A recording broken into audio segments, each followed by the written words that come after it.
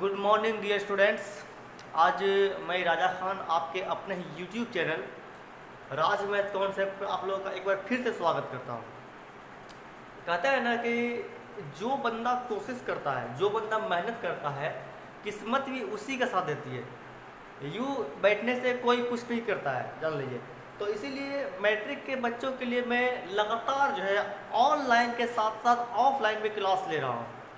हालांकि मेरा offline class तो बहुत पहले से है, लेकिन मैंने सोचा कि चलो भाई बच्चे को कुछ इसीलिए ऑनलाइन कर दिया है, क्योंकि बच्चों ने कहा कि सर मेरा काफ़ी क्लास छूट गया है। देखिए, छूटा हुआ पढ़ाना तो सबकी बस की बात नहीं है, लेकिन मैंने सोचा कि चलो भाई एक यूट्यूब का ऐसा माध्यम है जिससे हम लोग छूटा हुआ क्लास को पढ़ा सकते हैं। इसीलिए मैं छूटा हुआ क्लास को पढ़ाने के लिए आ गया। तो चलिए देखते हैं कि सबसे पहले हम लोग छूटा हुआ क्लास में क्या कर सकते हैं। तो हम लोग जो है सबसे पहले एक प्लानिंग की है, आप लोगों को मैं बताता हूँ कि क्या प्लानिंग है। सबसे पहले क्वेश्चन पढ़ लीजिए। तभी देखिए, सबसे पहले दो का पहला क्वेश्चन मुझे याद है कि आप लोगों को मैंने 5.2 यानी कि एपी का क्लास शुरू किया था, और क्लास शुरू करने के बाद जो है मैंने 5.2 का पहला नंबर का सारा क्वेश्चन मैंने बता दिया था, जिसमें कोई भी दिक्कत नहीं हुआ था किसी विद्यार्थी को। अब देखिए आते हैं क्वेश्चन नंबर 2 का पहला में, जो ऑब्जेक्टिव क्वेश्चन है। और ये ऑब्जेक्टिव क्वेश्चन तो है ये है, लेकिन ये एग्जाम के लिए भी काफ़ी इंपॉर्टेंट है, क्योंकि ये जो क्वेश्चन है ये एग्जाम में बहुत बार पूछा गया। ये समझ लीजिए कि बहुत इंपॉर्टेंट VVI है, समझ गए। 2 का पहला, इसको लिख लीजिए VVI क्वेश्चन, VVI।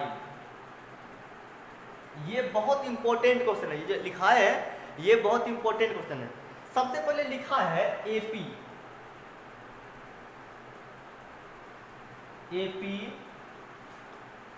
10.7.4 10,7,4 क्या लिखा है? 10,7,4, उसका फिर डॉट डॉट डॉट ये लिखा है। फिर लिखा है का 30वां पद ज्ञात करें। का 30वां पद निकालें।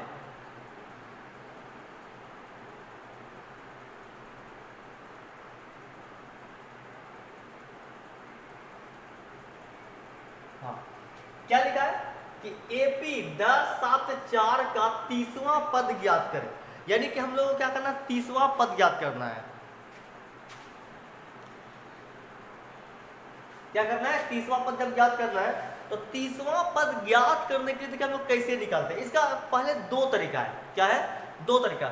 सबसे पहले हम लोग देखते हैं पहला तरीका, जो आपको थोड़ा सा मतलब मुश्किल पड़ेगा, लेकिन बन जाएगा, इसके लिए कोई दिक्कत नहीं होगा। देखिए, सबसे पहले एपी में मैंने आपको पहले भी क्लास में कहा था कि एपी का चाहे कोई भी क्वेश्चन हो, एपी का चाहे कोई भी क्वेश्चन हो, उसमें हम लोग को पहला पद और सार अंतर, कहने का मतलब ए और डी का मान निकालना अनिवार्य है, चाहे एपी का कोई भी ये क्वेश्चन हो।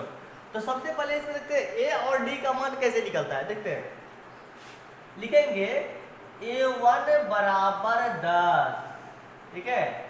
A1 का मान क्या हो गया? 10। फिर A2 का मान क्या हो गया?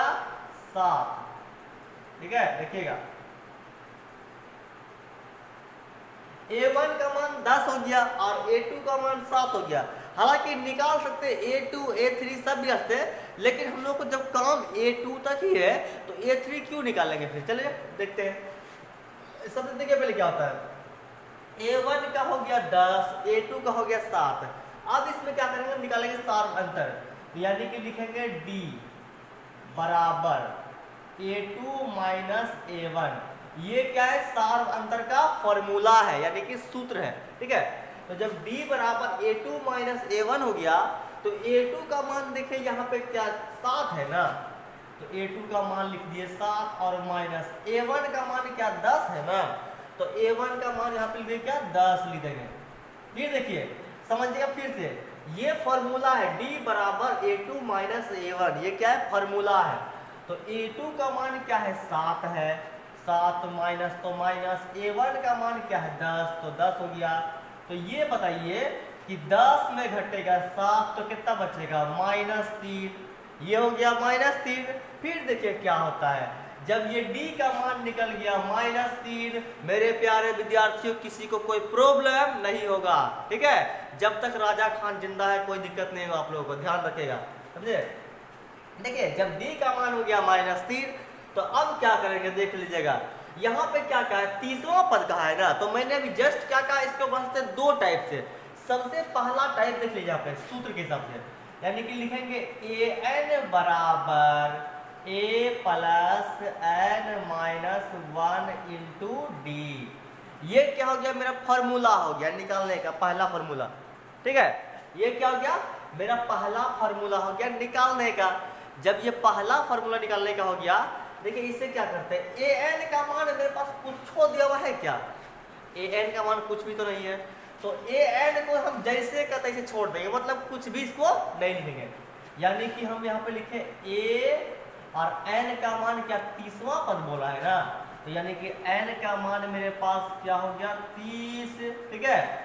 जब यहाँ पे 30वां पद बोल रहा है तो पदों की संख्या मतलब नंबर ऑफ पोस्ट, तो जब इतना बोल रहा है तो n का मान 30 लिख दिए, तो यहाँ पे n है ना, तो यहाँ पे लिखेंगे a30 और बराबर a का मान देखिए क्या है 10 है ना, a का मान क्या है 10 है, तो a का मान क्या लिख दिए हम 10 और प्लस n का मान क्या होता है 30 है ना, n का मान यहाँ पे कितना है 30 है, तो n का मान यहाँ पे कितना लिख देंगे हम 30 लिख देंगे, और -1 तो 1 लिख दिए, उसके बाद गुना d का मान क्या है -3 है।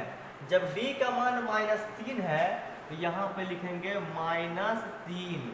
फिर देखिए क्या होता है, a30 को हम लोग जैसे का तैसे बराबर 10 तो 10 और प्लस तो प्लस, 30 में घटेगा 1 तो कितना बचेगा 29 बचेगा ना, 30 में घटेगा 1 तो कितना बचेगा 29 बचेगा, तो यहाँ पे लिख दिए कितना 29 और गुना -3 तो -3, फिर लिखेंगे a30 बराबर 10 तो यहाँ पे 10 लिख दिए, प्लस माइनस क्या होता है माइनस, कितना होता है प्लस माइनस क्या होता है माइनस, और 29 दिया कितना होता है 87 यानी कि 87, तो यहाँ पे 29 दिया कितना हो गया 87, तो 87 लिख दिए।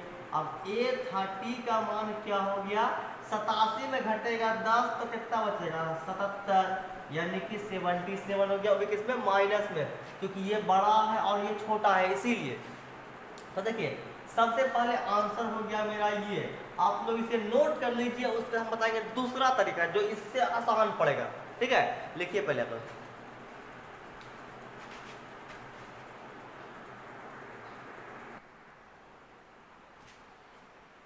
अब देखिए बच्चों, देखिए दूसरा तरीका, देखिए सबसे पहले ये तरीका तो हो गया, अब देखते हैं दूसरा तरीका। आंसर आएगा मेरा सेम तरीका, चाहे जो भी हो आंसर जो है मेरा आएगा सेम चीज, देखिएगा। सबसे पहले यहाँ क्या बोला 30वां पद निकालने बोला है ना, क्या बोला है कि 30वां पद निकालिए, तो 30वां पद का डायरेक्टली हम क्या करेंगे 30 से हमेशा एक कम लिखेंगे, क्या लिखेंगे 30 से हमेशा एक कम, जो मैंने आपको 5.1 में पढ़ाया होगा। देखिए लिखेंगे a प्लस 29d, ये लिखेंगे, तो a का मान क्या है 10 है ना, a का मान 10 है, तो यहाँ पे 10 लिख दिए और प्लस 29 तो 29 लिख दिए गुना d का मान क्या है -3, तो d का मान -3, तो 10 तो 10 लिख दिए, प्लस माइनस क्या होता है माइनस, और 29 दिया 87, तो ये बताइए यहाँ पर कि 87 में घटेगा 10 तो कितना बचेगा -77, ये हो गया हमारा आंसर, ठीक है। आप लोग इसे भी नोट कर लीजिए, दोनों विधि, यानी कि वो था पहला विधि और ये दूसरा विधि है, तो हमको लगता है कि बच्चा लोग को यही तो पसंद आएगा, क्योंकि ये तो 3 लाइन का है, ये है अरूप कितना था मात्र 5-6 लाइन का था, बाप रे बाप इतना हम लाइन पढ़ेगा बोले ये का बोले। तो देखो ये जो है ये सबसे आसान है, और आसान इसलिए भी है कि ये पूछता है हमेशा ऑब्जेक्टिव में, और ऑब्जेक्टिव में तो कोई टेंशन लेता नहीं है कि ऑब्जेक्टिव को क्या सोल्व करना है, तो जब ये ऐसा क्वेश्चन आएगा तो तुरंत बना लेंगे हम लोग, कोई दिक्कत तो नहीं होगा। तो देखिए बढ़ते अगला क्वेश्चन में। अगला क्वेश्चन देखते हैं हम लोग।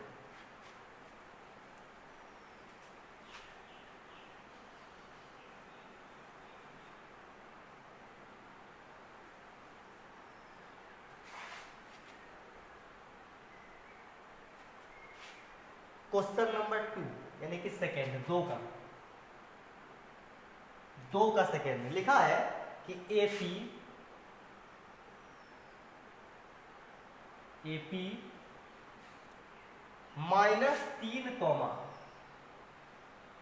-1/2 -1/2 -2 फिर लिखा है dot dot dot dot dot dot का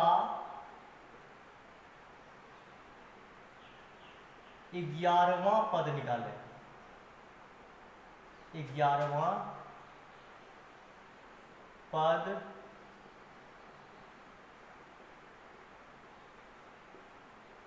निकाले, ये लिखा है सवाल में।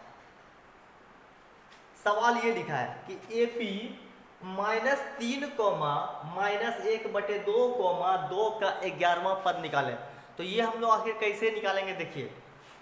सबसे पहले मैंने अभी जस्ट क्या कहा कि एपी का कोई भी सवाल हो, एपी के कोई भी सवाल में हम लोग क्या करेंगे, पहले ए का और डी का मान निकालेंगे।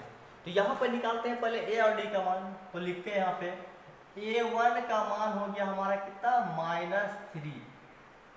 A1 का मान कितना हो गया, -3 हो गया।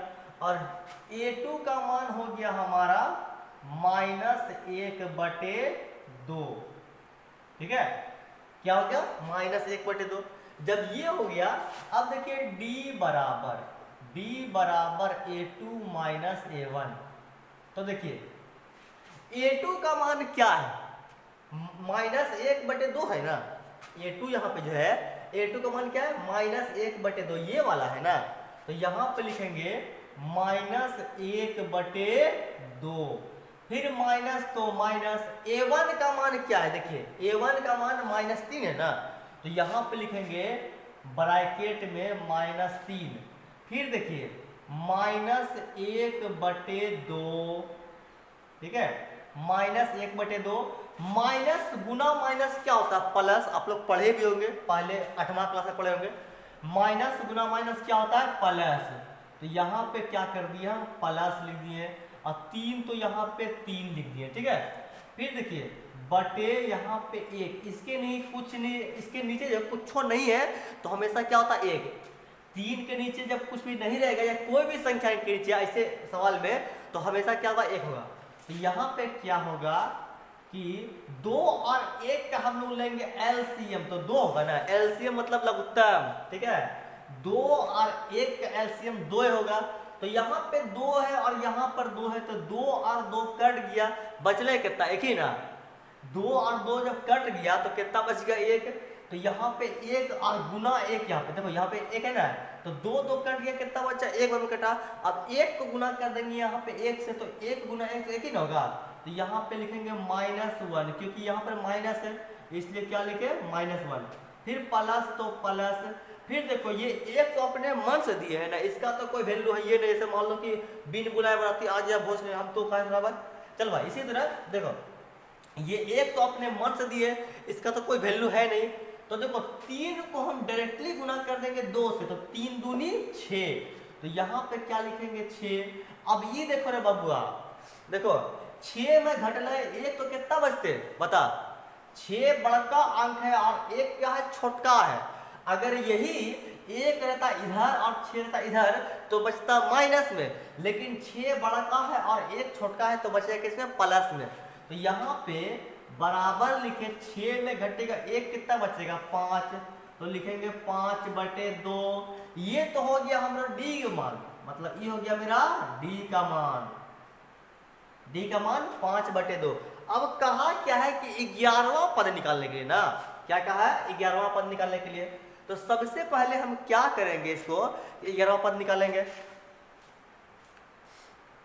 देखिए 11वां पद निकाल क्या करते हैं, यहाँ पे लिखेंगे a + 10d, वही वाला तरीका शॉर्ट वाला।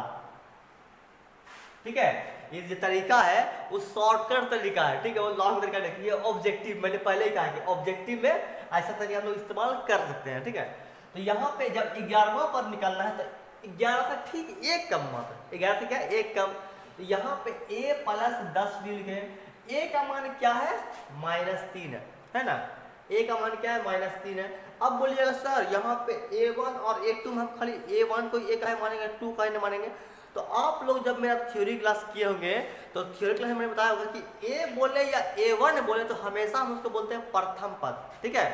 a बोले या a1 बोले तो हमेशा क्या बोलते हैं, प्रथम पद। तो यहाँ पे a का मान क्या हो गया, -3 हो गया और प्लस 10, तो 10 हो गया और गुना d का मान क्या है, 5/2। यहाँ पे है ना d का मान कितना है, 5/2 है, यहाँ भी लिखे हैं। तो यानी कि 5 यहाँ पे हम लिख दिए 2। वो दिक्कत देखिए, अब यहाँ पे क्या लिख दिए, a का मान -3 प्लस, तो प्लस d 10 का 10 लिख दिए गुना d का मान कितना है, 5/2 है, तो 5/2। अब देखिए 2 एकम 2 और 2 5 6 10, ये हो गया। तो -3 जैसे का तैसे, प्लस तो प्लस 5 गुना 5 तो 25 हो गया।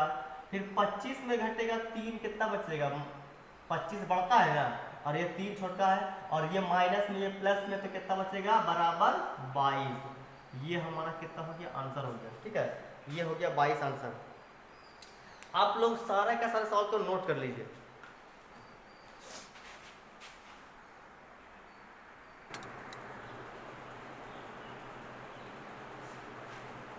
अब देखते हैं 3 का पहला सवाल, 2 नंबर का 2 था, खत्म कर दिए।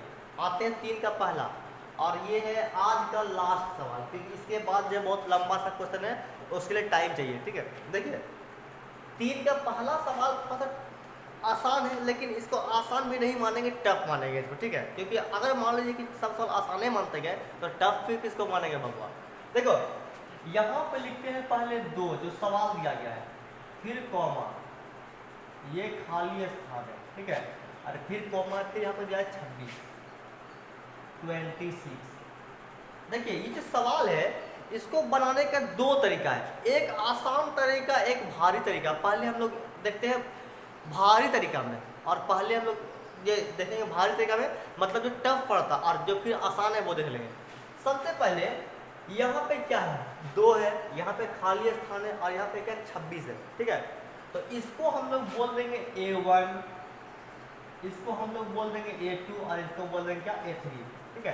तो ये बताइए कि a1 का मान क्या हो गया, 2 हुआ ना, a1 का मान 2 हो गया। तो यहाँ पे लिखेंगे a1 का मान, a1 बराबर 2, कोई दिक्कत, a1 का मान कितना हो गया, 2 हो गया, तो 2 लिख दिए। उसके बाद देखिए यहाँ पे a2 का मान कुछ है क्या, नहीं है, a2 का मान को हम नहीं लिखेंगे, और a3 का मान जो है 26 दिया हुआ है, तो यहाँ पे a3 बराबर लिखेंगे 26, कोई दिक्कत। a1 का मान 2 हो गया, a3 का मान 26, और a2 का मान को निकालना है। तो हम लोग क्या a3 को ऐसे लिखते हैं क्या, a plus 2d, a plus 2d बराबर 26, ऐसा कुछ लिखते हैं क्या। देखिए a प्लस 2d बराबर 26 लिखते हैं ना, तो यहाँ पे a प्लस 2d क्या, a3 का मान लिखे, मतलब तीसरा पद लिखे ना, तीसरा पद कौन सा, 26 है, तो a प्लस 2d बराबर 26 लिख दिए।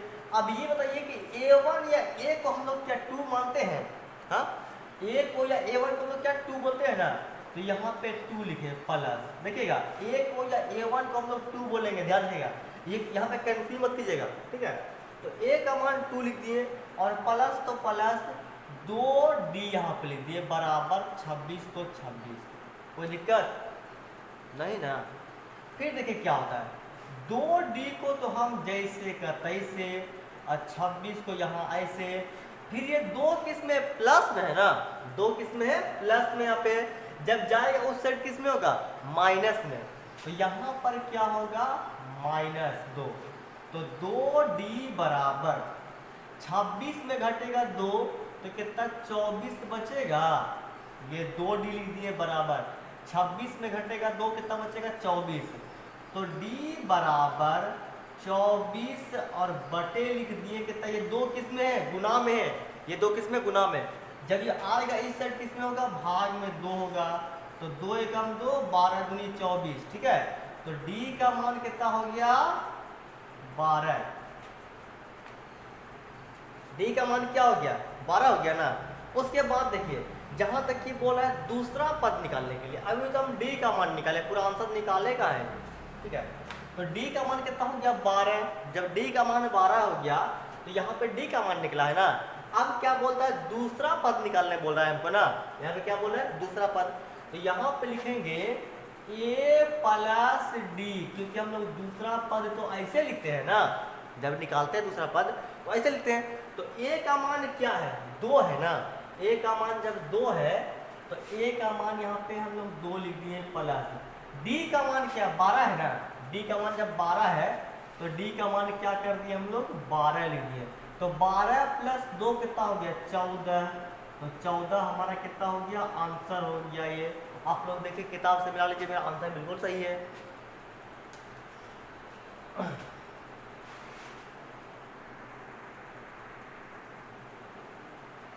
हाँ तो अब देखिए सवाल यही है, ये था लॉन्ग तरीका, मतलब इससे जो है हम लोग इसमें थोड़ा टाइम लगाएंगे तब बनाएंगे। लेकिन अब देखिए शॉर्ट तरीका। सबसे पहले हम लोग देखते हैं शॉर्ट तरीका में क्या होता है। देखिए यहाँ पर 2 है ना, यहाँ पर 2 है, ये है शॉर्ट तरीका, ठीक है। यहाँ पे A1 A2 A3 है, तो हमको मान किसका निकालना है, A2 का मान निकालना है ना। मान किसका, A2 का। तो यहाँ पे लिखेंगे A2 बराबर, क्या लिखेंगे, A2 बराबर। उसके बाद यहाँ पे कितना है, A1 है ना, तो यहाँ पे लिखेंगे A1 प्लस, यहाँ कितना A3 है ना, तो यहाँ पे क्या लिखेंगे A3 और बटे लिख देंगे 2। कोई दिक्कत, हमको मान निकालना है A2 का, तो मान लिख दिए A2 का बराबर, यहाँ पे A1 तो A1 प्लस तो प्लस A3 का मान क्या है, यहाँ पे A3 लिख दिए बटे 2। अब ये बताइए कि जब मान निकालना है A2 का तो A2 बराबर A1 का मान क्या है, 2 है ना। A1 का मान क्या है, 2 है ना, तो यहाँ पे 2 लिख दिए और प्लस A3 का मान क्या है, 26 है ना, तो A3 का मान क्या लिख दिए, 26 और बटे 2 लिख दिए। ऐसा मत कंफ्यूज कीजिए, दूसरा सवाल है, सवाल वही है, भले प्रोसेस दूसरा है, मतलब तरीका दूसरा बनने का, ठीक है।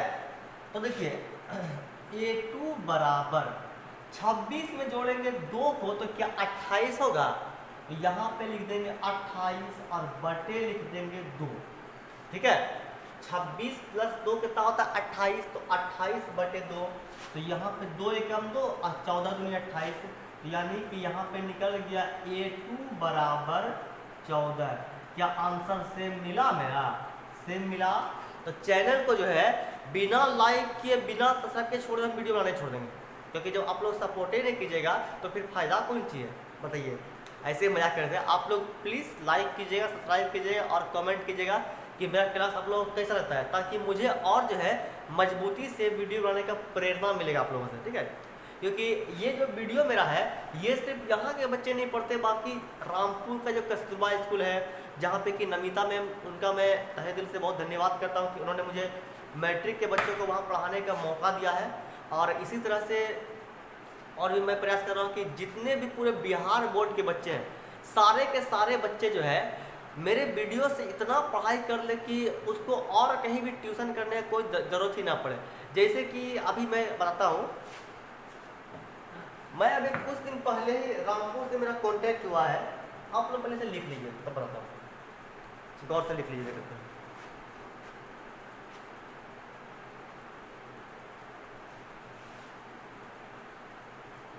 देखिए अभी मैंने कहा कि रामपुर के बच्चों का, तो रामपुर के बच्चे यानी कि जो विक्रमशिला का रामपुर, जो पास में रामपुर है विक्रमशिला का, अभी मैं कुछ दिन पहले वहाँ गया था पढ़ने के लिए, तो वहाँ के बच्चे भी इतने अच्छे कि मेरे द्वारा पढ़ाए गए जो पढ़ाई है उसको काफ़ी लाइक कर रहे हैं, और उम्मीद है मुझे कि आगे भी और बच्चे जो लाइक करेंगे। और जैसे मैंने कहा कि नमिता मैम का, तो वहाँ पे एक टीचर है नमिता मैम, तो उनका भी मैं तहे दिल से धन्यवाद करता कि उसने मुझे वहाँ पर कम से कम संडे के दिन पढ़ाने का मौका दिया, क्योंकि देखिए डेली का डेली मेरे हिसाब से भी जाना संभव है नहीं। क्योंकि मेरा भी घर तो काफ़ी दूर पड़ता है, मेरा घर भी भदेर पड़ता है। इसलिए मैंने सोचा कि चलो भाई कम से कम ऑनलाइन क्लास द्वारा जो है मैं बच्चे को वहाँ पढ़ा पाऊँ।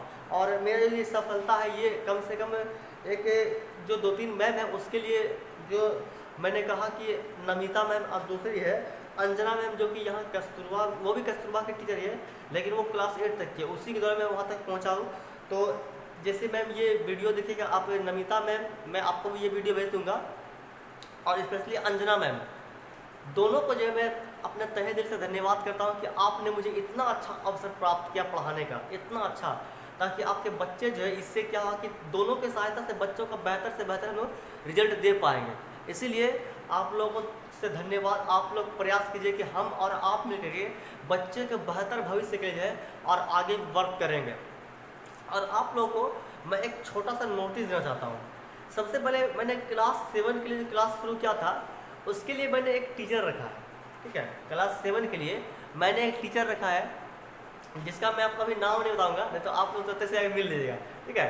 आप लोग क्या कीजिएगा, क्लास 7 के जितने भी बच्चे हैं, क्लास 7 के जितने बच्चे, वो सारे के सारे बच्चे चेतना के द्वारा जुड़ सकते हैं, चेतना से, और जुड़ने के बाद इसका लाभ उठा सकते हैं। जितने भी गरीब से गरीब बच्चे हैं, जितना बेहतर से बेहतर पढ़ाई के लिए आप लोग जो है चेतना से जुड़ सकते हैं, और मेरे यूट्यूब चैनल से भी जुड़ सकते हैं। जितने भी क्लास 10 बच्चे हैं, यूट्यूब जो मेरा है वो स्पेशली क्लास 10 के मैथ के लिए, और जो ऑफलाइन है वो सारे के सारे चीज़ के लिए है, आप समझ गए।